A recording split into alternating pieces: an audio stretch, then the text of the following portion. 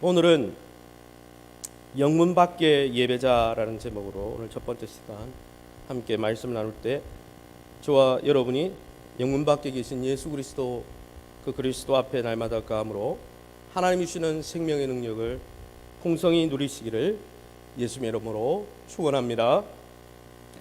지금 현대 시대의 미래를 연구하고 미래를 예측하는 미래학자들에 의하면 2020년 공교롭게도 올해를 기점으로 이제 2050년 앞으로 30년 뒤가 되면 이 정보화 시대는 이미 다 끝이 나고 2050년도가 되면 영성 시대로 전환될 것이다. 미래학자들이 다 이야기하고 있습니다. 영성이 있는 리더십을 가진 사람들이 4차 산업혁명 시대를 이끌 것이다. 한결같이 그들이 믿지 않는데도 그렇게 이야기하고 있습니다.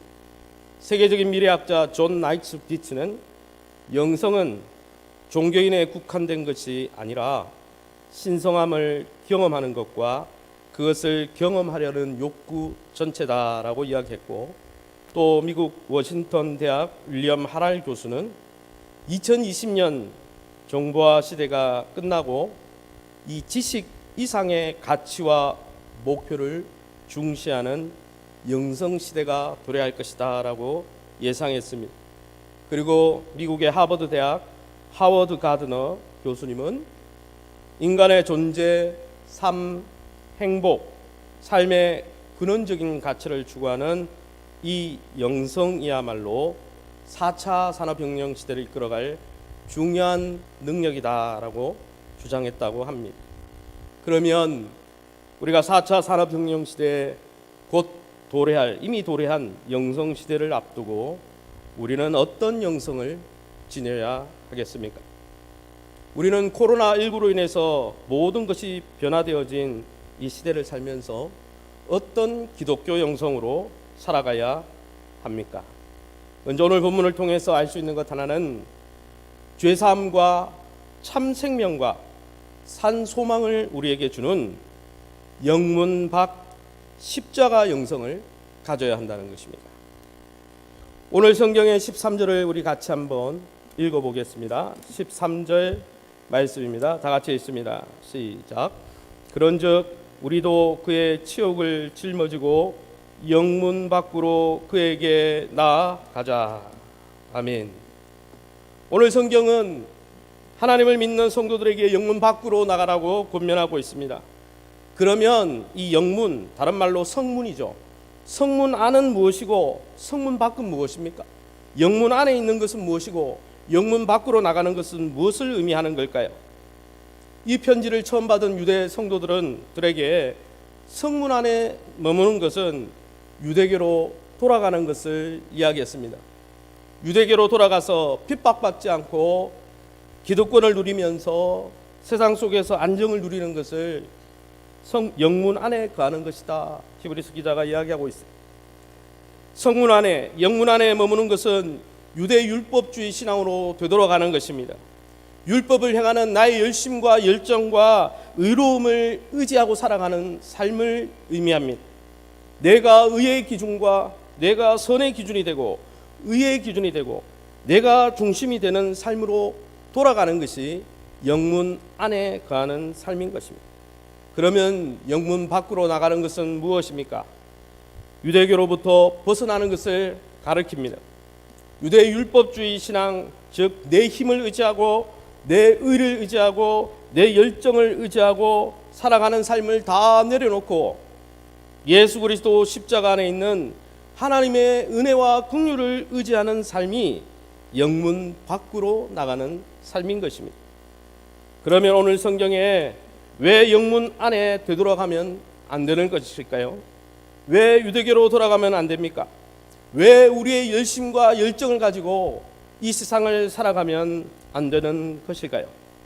그 이유는 영문 안에 머무는 삶, 성문 안에 머무는 삶, 유대교의 귀한 삶, 자신의 열심과 의로움으로 살아가는 삶은 우리에게 아무 소망도 줄 수 없기 때문입니다. 14절 말씀을 제가 읽어보겠습니다. 우리가 여기에는 영구한 도성이 없으므로 장차 올 것을 찾나니. 이 세상 가운데 세상 자신을 의지하고 세상을 의지하고 자신의 열심과 자신의 의로움을 자랑하는 이곳에는 영원한 거처가 없다 그랬어요. 영원한 소망이 없다라는 거예요. 거기에는 소망이 없다라는 것이죠. 그러면 여러분, 왜 예수 십자가 신앙을 버리고 핍박을 피해서 유대교로 되돌아가는 것, 자신의 의와 열심을 가지고 살아가는 삶에 왜 아무 소망이 없는 것일까요? 그것은 유대교의 율법주의 신앙, 자신의 힘을 믿고 자신의 의로움을 믿고 사는 신앙으로는 우리의 심령을 깨끗하게 할 수 없기 때문입니다. 우리의 심령 안에 있는 죄의 문제를 해결할 수 없기 때문입니다. 13장 9절 말씀을 우리 한 목소리로 읽어봅니다. 9절입니다. 여러 가지 다른 교훈에 끌리지 말라. 마음은 은혜로서 굳게 함이 아름답고 음식으로서 할 것이 아니니 음식으로 말미암아 행한 자는 유익을 얻지 못하였느니라. 아멘. 이 성경이 무엇을 이야기합니까? 다른 교훈, 즉 유대교의 율법으로 돌아가서 구약 율법이 먹어야 될 것, 먹지 말아야 될 것, 거룩한 것, 거룩치 않은 것, 이렇게 구분을 하잖아요. 그래서 율법이 명하는 대로 음식을 가려 먹어도, 음식을 가려 먹고 그 음식을 가려 먹으라는 율법에 순종해도 그것으로는 우리 마음 안에 있는, 우리의 마음을 아름답게 할 수 없다는 거예요. 우리의 마음을, 심령을 새롭게 할 수 없다는 것이죠. 우리 안에 있는 죄를, 이 음식 먹고 저 음식 안 먹고, 그런 음식 먹고 안 먹고가 우리 안에 있는, 우리 마음 안에 있는 죄를 처리할 수 없다는 거예요. 우리의 인생을 죄로부터, 그 음식 먹고 안 먹고 하는 문제가 구원할 수 없다라는 것입니다. 주님의 말씀을 들어보세요. 마가복음 7장에 주님이 말씀하십니다. 무엇이든지 밖에서 사람에게 들어가는 것은 능히 사람을 더럽게 하지 못하되 사람 안에서 나오는 것이 사람을 더럽게 하는 것이니라.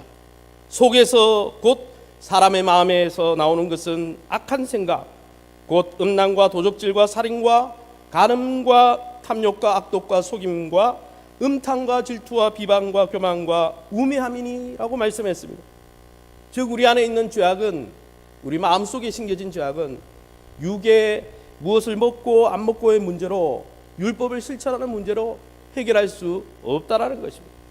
게다가 유대교가 이야기하는 구약의 제사 제도는 히브리서 앞에 본문에서 이야기했듯이 완전한 죄 용서와 새 생명을 줄 수 없기 때문에 영문 안으로 돌아가면, 유대교로 돌아가면, 내 열심을 믿고 살아가면 안 된다는 것입니다. 히브리서 13장 10절 11절 말씀을 보시기 바랍니다. 우리에게 제단이 있는데 장막에서 섬기는 자들은, 율법을 행하는 자들은 그 제단에서, 우리가 먹는 그 제단에서 먹을 권한이 없나니 이는 죄를 위한 짐승의 피는 대제사장이 가지고 성소에 들어가고 그 육체는 영문 밖에서 불사름이라. 구약율법이 명하는 구약의 제사 제도는 모든 이스라엘 백성들이 하나님 앞으로 나가기 위해서 성막, 지성소 앞에 나가려면 반드시 거쳐야 되는 곳이 있었습니다. 안뜰이라고 그러죠. 들어가면 뜰이 있어요. 그 뜰의 중심에 뭐가 자리 잡고 있습니까? 성막의 구조상 번제단이라는 게 있어요.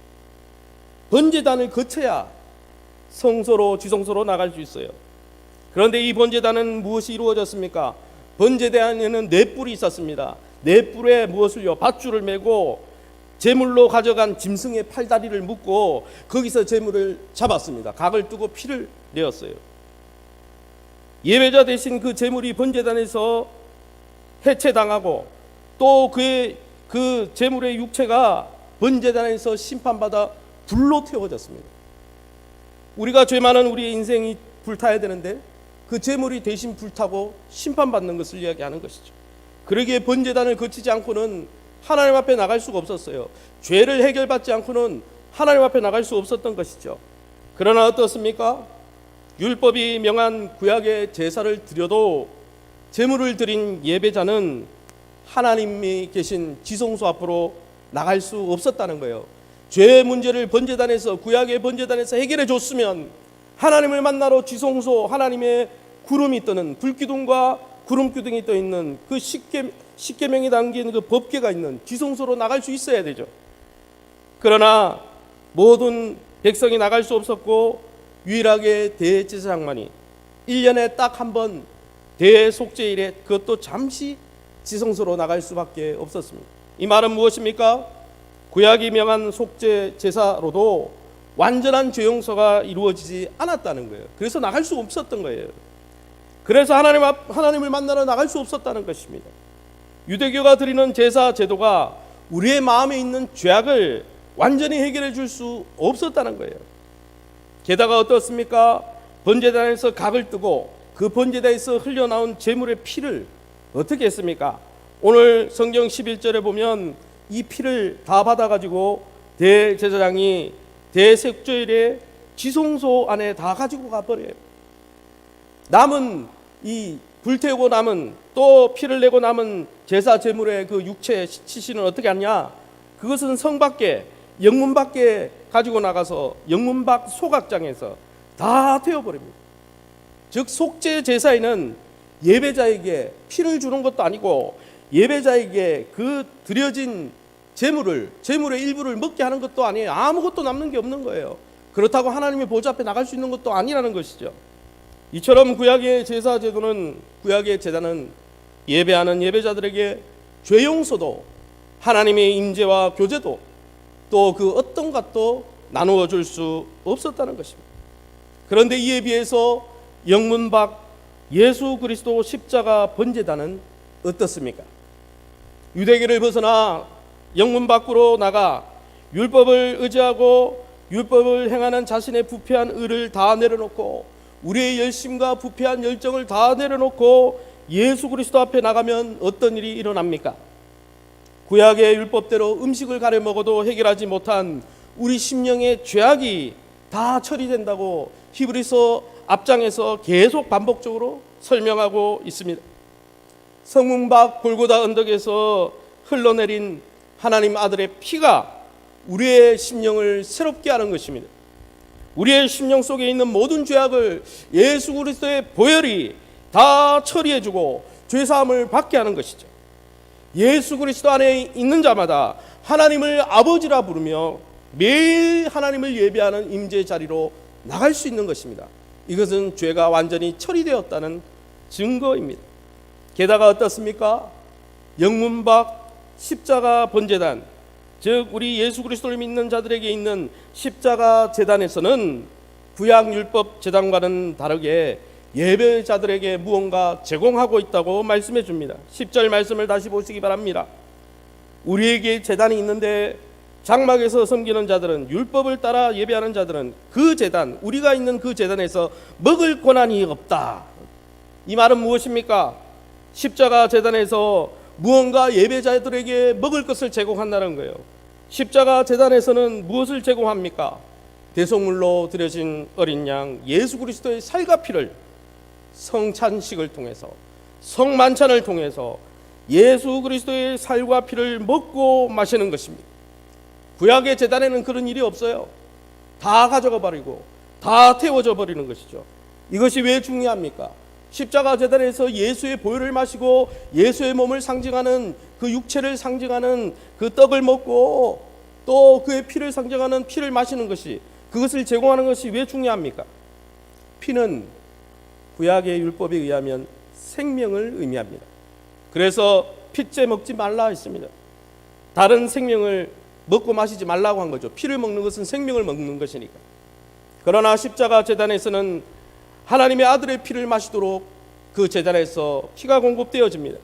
즉 예수 그리스도의 보혈을 마심으로 그분이 가진 생명에 동참하는 것이죠. 여러분, 구약 율법의 피는 생명이라 했기 때문입니다. 여러분, 피를 취한다는 것은 생명을 취하는 것입니다. 우리가 예수 그리스도 십자가 제단에 나아가 날마다 성찬을 통해 주의 살과 피를 먹고 마실 때에 주님의 생명을 공급받는 것입니다. 그러므로 사랑하는 성도 여러분, 우리는 유대교라는 자신의 의를 의지하고 사는 성문 안에 갈 것이 아니라 성문 밖 그리스도 십자가 제단 앞으로 나가야 합니다. 영문 밖 십자가 영성을 가져야 하는 것이죠. 그리스도 십자가 아래 머물 때 우리의 심령의 죄는 그의 보혈로 맑게 씻겨질 것입니다. 그로 말미암아 우리는 하나님을 매일 아버지라 부르며 우리의 기도에 하나님이 응답해 주시는 것입니다. 그뿐 아니라 죄 사함을 넘어서 하나님과 교제의 문이 열리는 것을 넘어서 그 아들의 피를 마심으로 하나님이 가진 영원한 생명을 부여받게 된 것입니다. 사랑하는 성도 여러분, 아직도 성문 안에 거하고 계십니까? 물론 우리는 구약율법을 받은 유대인들은 아닙니다. 그러나 우리에게도 율법을 쫓는 유대인의 모습이 간간히 드러납니다. 그것이 무엇입니까?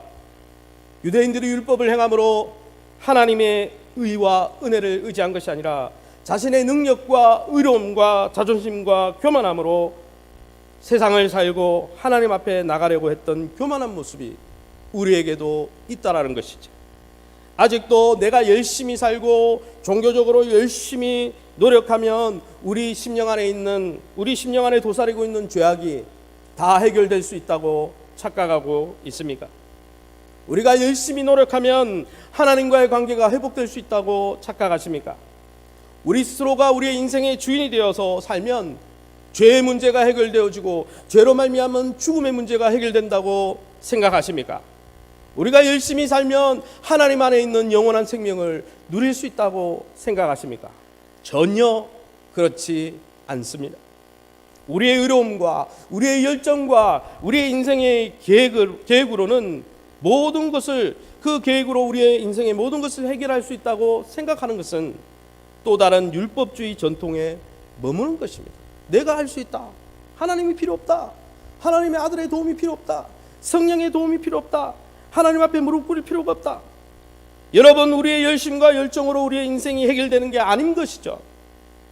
그런 자기중심주의의 최고봉 유대교 신앙인들도, 유대교 신앙도 예배자들에게 죄사함도 하나님의 관계 회복도 영원한 생명도 주지 못했다는 것입니다.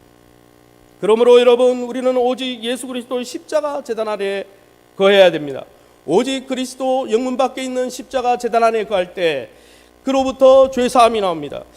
우리가 우리의 의로움과 자기중심적인 의로움과 모든 삶을 다 내려놓고 정말 천부여 의지 없어서 주님 앞에 자복하는 마음으로 통회하는 심령으로 그리스도 앞에 나갈 때 하나님께서 우리의 심령에 박힌 죄악들을 해결해 주시고 하나님의 아들의 피가 우리를 심령을 새롭게 해줘서 하나님 앞에 나갈 수 있는 길을 열어주시고 우리에게 새로운 삶과 생명을 주시는 것입니다.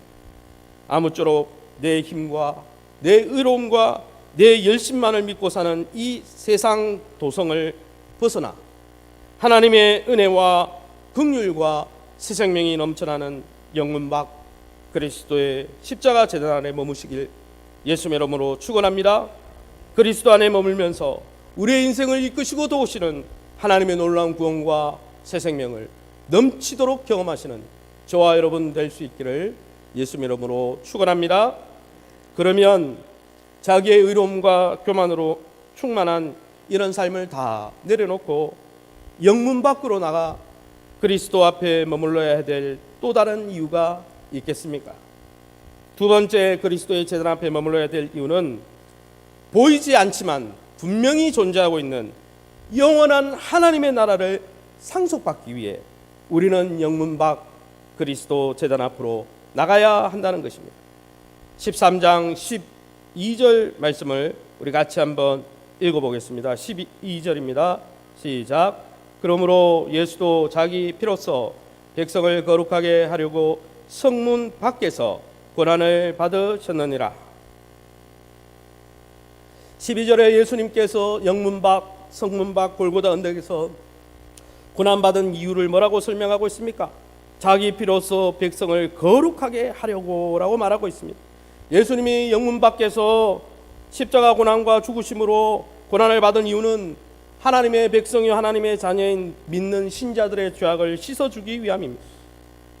하나님을 믿음으로 붙드는 신자들이 죄사함을 받고 새 생명을 누리고 하나님과 교제하는 이 영성의 길이 열리게 하려고 예수 그리스도께서 단 한 번, 여러 번이 아닙니다. 단 한 번 십자가에 달려 죽으시고 고난받으심으로 이 모든 일들을 한꺼번에 다 이루어졌습니다. 이제는 예수 그리스도를 믿을 때 우리가 하나님 앞에 담대히 나갈 수 있고 우리의 죄사함을 받을 수 있고 우리가 영원한 미래를 꿈꿀 수 있는 것입니다. 할렐루야. 그러면 이제 하나님의 자녀가 되고 죄와 심판을 다 벗어났으면 이제 된 것 아닙니까? 예수님을 믿는 성도들이 이제 예수님이 다 일어났으니까 이 땅에서 모든 그 혜택을 다 누리고 행복하면 될 일만 남은 것 아닙니까? 이제 행복만 하면 되는 거 아니에요? 예수님이 다 해놨는데, 예수님이 십자가 고난 다 주셨는데, 예수님이 지는 십자가는 다른 사람이 질 필요가 없는데, 그런데 왜 히브리서 기자는 이렇게 말씀하는 걸까요? 13장 13절을 우리 같이 다시 한번 한 목소리로 13절을 읽어봅니다. 시작. 그런즉 우리도 그의 치욕을 짊어지고 영문 밖으로 그에게 나아가자. 여러분, 즉 예수님을 믿고 하나님의 자녀된 성도들에게 히브리서 기자가 영문 밖으로 나가라, 그의 고난에 동참하라, 그가 조롱받은 그 자리를 짊어지라, 이렇게 말하는 거예요. 아니, 다 이루어놨다면서요.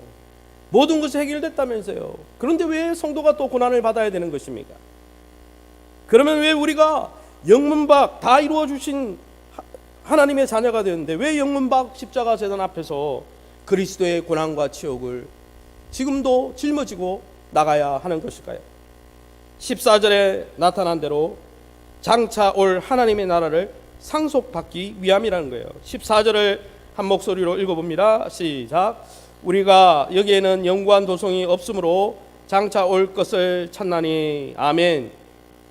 이 13절과 14절의 관계는 13절의 행동을 한 이유가 14절이라는 거예요. 우리는 한글로 읽으니까 뭐가 뭔지 모르죠. 그러나 원문에는 이유로 13절의 이유로 14절을 딱 걸어놨어요. 그래서 바른 성경은 이렇게 번역했습니다. 여기에 영원한 성음이 없고 우리는 다만 장차 올 것을 갈망하고 있기 때문입니다.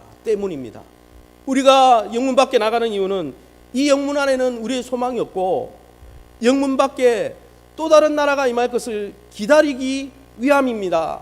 그렇게 설명하고 있는 것이죠. 여러분, 이 성경 구절을 통해서 알 수 있는 것이 무엇입니까? 성도들이 영문 밖으로 나가 예수 그리스도와 함께 고난에 서 있어야 될 이유는 그리스도인들에게 약속된 보이지 않는 그러나 영원한 도성을 상속받기 위해 기다려야 한다는 것이죠. 이 성문 안에 소망이 없기 때문입니다. 그런데 여러분, 우리가 예수님의 십자가와 은혜를 붙들면 왜 세상에서 예수님이 받은 치욕을 함께 져야 할까요? 예수님을 믿는 믿음 가운데 우뚝 서면 이렇게 바꿔봅시다. 왜 이 세상은 예수 믿는 신자들을 조롱하고 핍박하는 것일까요? 예수님 자리에 함께 서면 조롱받는다 이야기 아닙니까? 그 말을 하는 거예요. 영문 밖으로 나가라는 것이. 그 이유는 바로 소속이 다르기 때문입니다. 무슨 말인가 하면, 만약 예를 들어 봅시다. 만약 자유민주주의 대한민국 국민으로서 이 대한민국 국민이라는 정체성을 그대로 간직한 채 만약 우리가 조선인민민주주의공화국, 조선민주주의인민공화국, 즉 북한의 대한민국 국민으로서 정체성, 시민권, 국적 하나도 포기하지 않고 그런 가치를 하나도 포기하지 않고 북한에 가서 그 정신으로 산다면 어떻게 될까요? 만약 북한에 살면서 북한의 김일성이 주장하는 그런 정치 철학과 사상으로 넘어가서 완전히 갈아타지 않고 여전히 대한민국 국민으로서 그 땅에서 살아간다면 쉽지 않을 것입니다. 오히려 핍박받을 것이죠. 아오지 탄광 같은 데 끌려가서 사상교육 받을 것입니다. 왜요? 대한민국 국민으로서 적국에 살고 있기 때문인 거죠. 영적으로도 마찬가지입니다. 이 세상 사람들이 하나님께서, 여러분, 이 세상 사람들은 원래 하나님께서 창조한 피조물이죠. 그러나 그럼에도 불구하고 아담과 타락 이후에 이 세상 사람들은 하나님을 섬기지 않습니다. 죄가 무엇입니까? 하나님을 마음에 두기 싫어하는 것이죠. 이 세상 사람들은 하나님이 만드신 세상임에도 불구하고 하나님이 아니라 사단을 섬깁니다. 하나님이 아니라 자신을 섬깁니다. 하나님이 아니라 탐욕을, 육신의 정욕을 섬기며 사단을 숭배하는 세상에 우리가 들어와 있습니다. 사실 우리도 예수님을 믿기 전에는 이 세상의 국적이었습니다. 그래서 에베소서 2장 2절 3절에 사도 바울이 이렇게 얘기했습니다. 현대인의 성경에 전에는 여러분이 세상의 악한 길을 따르고 하늘 아래의 영역을 지배하고 있는 마귀에게 순종하며 살았습니다. 이 마귀는 현재 불순종하는 세상 사람들 가운데서 활동하는 영입니다. 그때에는 다른 사람들과 마찬가지로 본래부터 하나님의 노여우심을 살 수밖에 없었던 사람들이었습니다. 우리를 이야기하는 거죠. 믿기 전에요. 그런데 여러분, 이 세상을 섬기고 사단을 섬기고 우리 자신을 섬기고 돈을 섬기고 하나님 대신 다른 것들을 섬기며 살아가는 그 삶을 다 청산하고 회개하고 예수님 믿고 따르면, 국적이 바뀌고 나면 어떤 일이 벌어집니까? 이 세상에서 예수 믿기 전에는요, 그렇게 살갑게 대해주던 이 세상이요, 우리의 영적 국적이 바뀌고 나면 어떻게 대하는지 아십니까? 주님의 말씀을 들어보십시오. 마태복음 10장의 22절 말씀입니다. 또 너희가 내 이름으로 말미암아 모든 사람에게 미움을 받을 것이나 이 동네에서 너희를 박해하거든 저 동네로 피하라. 모든 동네가 핍박한다는 거죠.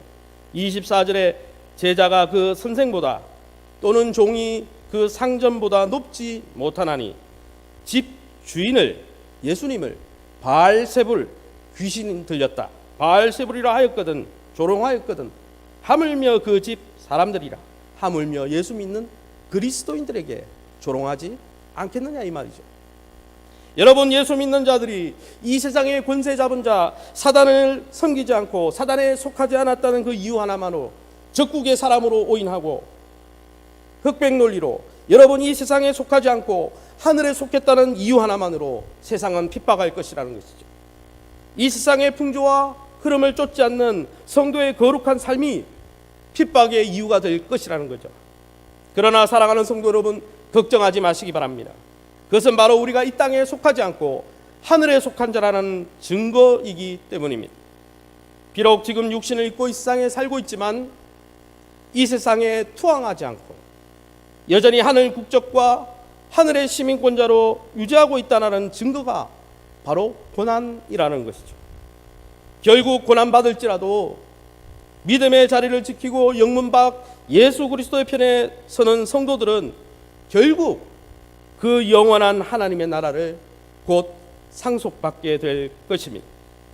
눈에 보이는 세상 것으로 자만하고 하나님 없다고 말하던 사람들이, 또 주의 교회와 성도들을 핍박하던 그 사람들이 그날에는 보이지 않는 영원한 하나님의 나라를 상속받는 성도들의 모습을 직면하게 될 것입니다.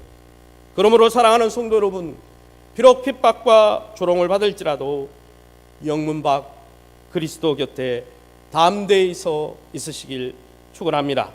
할렐루야. 사실 이 히브리서를 처음 받았던 초대교회 성도들은 로마 정부 아래 믿음 때문에 핍박받았습니다. 원형 경기장에 걸려가서 죽었어요.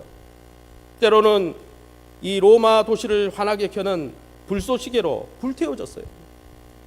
그러한 핍박하는 로마 정부 아래서 초대교회 안에 두 가지 흐름이 생겼습니다. 제가 지난번에도 말씀드렸죠. 첫 번째 흐름은 9절 이후에 나오는 대로 예수 십자가 복음만을 붙드는 신앙을 버리고 국적을 바꾸는 것이죠. 핍박받지 않기 위해서 순수한 복음신앙에 세상의 가르침, 세상의 교훈, 유대교의 교훈 이런 것을 물타기 하는 겁니다. 복음을 희색화시키는 거예요. 그들은 결국 보이는 세상 가운데 핍박받고 조롱받는 것이 싫어서 보이지 않는 하나님의 나라를 포기하는 사람들이, 배교하는 사람들이 나온다는 거예요. 그래서 오늘 우리가 읽은 본문에 나오는 대로 어디에 있습니까? 9절에 여러 가지 다른 교훈에 끌리는 사람들이 나온다는 것이죠. 다시 유대교로 돌아가는 사람들이 나온다는 거예요. 그들은 영문 밖에 있다가 영문 밖 그리스도 재단에, 번제단에 있다가 다시 영문 안으로 돌아가 로마 정부의 비호 아래 유대교로 다시 배교하고 많은 사람들입니다. 그런 사람들이 속출했습니다. 그러나 교회 안에 또 다른 무리가 있었다는 것이죠. 이들과는 달리 영문 밖 조롱받는 그리스도 십자가 곁에 끝까지 머물러 있었던 사람도 있었다는 거예요. 그들이 누구입니까? 7절 말씀 우리 한번 같이 읽어봅니다. 7절 말씀입니다. 시작. 하나님의 말씀을 너희에게 일러주고 너희를 인도하던 자들을 생각하며 그들의 행실의 결말을 주의하여 보고 그들의 믿음을 본받으라. 아멘. 이 본문에 보면 과거형으로 쓰였어요. 너희에게 일러주고, 지금 일러주는 사람이 아니에요. 너희를 인도했던, 하던, 이미 그들은 현실의 결말, 그들의 인생이 끝이 난 거예요. 사실 7절의 말씀은 이미 이 히브리 성도들과 함께 있다가 순교하거나 순교의 제물이 된 영적 지도자들을 가리키는 것입니다. 그들은 주의 복음을 가감없이 증거하고 그 복음의 말씀으로 교회를 돌봤던 사람들입니다. 그들은 핍박하는 로마 정부 앞에서도 예수 그리스도의 복음을 버리지 않고 끝까지 붙들고 있다가 어떻게 됐습니까? 순교의 제물이 되었어요. 그래서 행실의 결말을 보라는 거예요. 그들의 믿음을 보라는 거예요. 이것이 7절의 역사적인 문맥입니다. 역사적인 백그라운드입니다. 그들의 행실의 종말과 믿음을 본받으라고 한 이 히브리서 기자가 여러분 이제 성도들에게 무엇을 권면하고 있습니까? 13절에 보세요. 그런즉 우리도 그의 치욕을 짊어지고 영문 밖으로 그에게 나가자. 우리도 고난의 현장에 머무르자. 우리도 주님을 위한 고난을 받자라는 것이죠. 같은 문맥 속에 있는 것입니다. 이러한 표현은 이 편지를 받았던 초대교회 성도들의 상황이 어땠는지를 설명해 주는 것입니다. 예수 그리스도께서 영문 밖에서 십자가 고난을 받으셨듯이 영문 밖에 세워진 십자가 복음 십자가 제단에 머물면 로마 정부 아래서 그들에게도 핍박과 조롱이 올 것이라는 것을 예견하는 것입니다. 여러분 다른 교훈에 그래서 두 가지를 생각해 볼 수 있는 거예요. 다른 교훈에 이끌려서 세상과 어울리고 복음 때문에 고난받지 않으려고 복음에 다른 것을 타가지고 희석화시키고 아니면 유대교로 배교할 수도 있습니다. 아니면 반대로 끝까지 고난을 받더라도 십자가 곁에 서서 그리스도와 함께 할 수도 있는 거예요. 그런데 분명한 것은 뭡니까? 배교하든지 끝까지 믿음을 지키든지 이 두 부류 사이에 누가 서 있다고 말합니까? 7절과 9절 사이에 누가 나오는 거예요? 7절에는 믿음을 신실히 지키며 끝까지 영문 밖에 서 있던 자들, 9절에는 영문 안으로 돌아가서 배교하고 세상과 어울리고 세상과 동화되어서 세상과 전혀 차이가 없이 살아가면서 핍박받지 않는 사람들, 그들 사이에 누가 서 계신 거예요? 예수 그리스도는 어제나 오늘이나 영원토록 동일하시니라.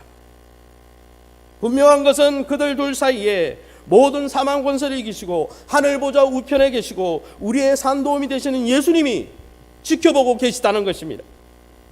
영문 밖에서 조롱받고 고난받으며 고통 속에 있는 십자가 복음을 끝까지 붙들며 영문 밖에 머물러 있는 자들을 5절과 6절에 나오는 대로 내가 결코 너희를 버리지 아니하고 너희를 떠나지 아니하리라. 6절 말씀에 여러분 주는 나를 돕는 이시니 무슨 말입니까? 왜 이 말씀이 연결되어 있습니까? 그 주님이 영문 밖에서 십자가 복음만을 붙들고 고난받는 그들을 버리지 않고 분명히 도와주신다는 것이죠. 그래서 여러분 7절과 9절 사이에 이 8점이 등장하는 것입니다. 그러기 여러분 우리가 고난받을지라도 영문 밖 십자가 고난의 자리에 서 있어야 된다는 거예요. 그들을 하나님이 도와주실 것입니다. 그들을 실어버리지 아니하시고 그들을 영원한 나라를 계승할 때까지 주님이 지켜주실 것입니다. 이제 말씀을 정리하겠습니다. 사랑하는 성도 여러분, 아직도 예수님을 믿고 하나님 나라의 백성이 되고 나서도 여전히 이 세상 나라에서도 존경받고 명예롭게 살 수 있을 것이라 이상적인 그림을 그리고 있습니까? 죄송하지만 성경에는 단 한 번도 하나님 나라 백성인 의인들이 불의한 세상 가운데 부귀와 영화를 누리며 세상의 존경을 받고 떵떵거리며 살 수 있다라고 말한 적이 한 번도 없습니다. 오히려 그 반대입니다. 경건하고자 하는 자는 핍박을 받는다 했습니다. 여러분 아브라함도 욥도 요셉도 모세도 하나님 나라를 상속받고자 했던 히브리서 11장 믿음장에 나오는 그 모든 사람들이 하나님을 대적하는 이 세상 나라에서 환대받은 것이 아니라 조롱과 멸시와 천대와 심지어 순교까지 당했다는 것입니다. 그러나 그들이 그 모든 것을 감내한 것은 그들을 도와주시는 예수님께서 영원한 하나님 나라를 상속할 때까지 그들을 실어버리지 아니하시고 도와주시고 결국은 그 나라를 상속하게 하실 것이라는 것을 확신했기 때문입니다. 사랑하는 성도 여러분, 저와 여러분은 이 세상 가운데 어떤 모습으로 살아가고 있습니까? 이 세상 사람들로부터 조롱받고 멸시받지 않으려고 하나님 중심, 교회 중심, 성경 중심의 신앙을 다 내다버리고 혹시 세상 속에 푹 함몰된 채 세상 사람들과 완전히 동화되어 살고 있지는 않습니까? 혹 그렇지 않더라도 세상의 조롱과 핍박과 반대가 싫어서 내가 그리스도인임을 몰래 숨기며 살고 있진 않습니까? 주님은 이렇게 말씀하셨습니다. 마태복음 10장에 제자가 그 선생 같고 종이 그 상전 같으면 족하도다. 집주인을 바알세불이라 하였거든 하물며 그 집 사람들이라. 그런즉 그들을 두려워하지 말라. 내가 너희에게 어두운 데서 이르는 것을 광명한 데서 말하며 너희가 귓속말로 듣는 것을 집 위에서 전파하라. 만약 우리가 세상의 조롱과 핍박이 싫어서 세상이 추구하고 좋아하는 다른 종교들로 갈아탄다면 모든 것을 잃을 것입니다. 만약 그렇지 않다 하더라도 우리 예수님에게조차 귀신 들렸다 조롱하던 이 세상의 눈초리가 무서워 십자가 복음을 등경 아래 감추어 둔다면 그것 또한 그리스도 십자가 곁에 머무는 것은 아닐 것입니다. 아무쪼록 저와 여러분은 그리스도 안에서 우리에게 죄사함과 영원한 생명과 영원한 하나님의 나라를 상속해 주실 하나님을 기억하면서 도와주실 하나님을 기억하면서 십자가 복음 안에 머물며 복음을 자랑하고 드러내시는 저와 여러분 다 될 수 있기를 예수님 이름으로 축원합니다. 이 시간에 우리 합심해서 한번 기도하길 원합니다. 두 가지만 놓고 기도하겠습니다. 첫 번째 기도할 것은 날마다 우리 자신의 의를 의지하는 거짓 신앙, 율법주의 신앙을 다 내려놓고 영문 밖 십자가 은혜의 제단에 나아가 주의 은혜와 긍휼을 매일 맛보게 도와 주시옵소서. 두 번째는 세상 속에서도 영문 밖 십자가 증인으로 담대히 살아가면서 하나님의 도우심과 실어버리지 아니하시고 우리를 도와주시는 하나님의 놀라운 구원을 경험하는 그리스도의 증인의 삶을 살 수 있게 해달라고 우리 합심해서 통성으로 기도합니다. 주여 하나님 아버지 하나님 감사합니다. 하나님 우리 안에 소망이 없음을 고백합니다. 이 세상 안에 이 세상의 어떤 영성 안에도 아버지 소망이 없음을 고백합니다. 이 세상에는 영원한 도성이 없다고 했습니다. 이 세상에는 세상의 어떤 것도 하나님 앞에 우리의 영혼 깊숙이 찌든 죄를 해결할 수 없고 죽음을 해결할 수 없고 하나님 앞에 나가게 할 수 없고 하나님의 영원한 나라를 상속받게 할 수 없고 그리스도의 보혈을 먹고 마시며 영원한 생명을 누리게 할 수 없음을 알게 해주시니 감사합니다. 날마다 우리 자신의 의를 다 십자가에 못 박고 우리의 열심과 열정을 다 십자가에 못 박고 우리의 아버지 자기를 부인하며 날마다 십자가 그늘 아래 거하며 주님이 주시는 은혜와 긍휼과 구원과 놀라운 영광을 경험하는 복된 우리 귀한 성도들 될 수 있게 도와주옵소서. 세상 속에서도 때로는 세상이 조롱하고 시험하고 환난 가운데 처하게 할지라도 영문과 십자가 곁에 담대히 있어서 우리가 그리스도의 증인이며 그리스도의 나라를 계승할 자임을 날마다 주의 도우심과 일하심 가운데 드러내는 능력 있는 증인들이 다 될 수 있도록 축복하여 주옵소서.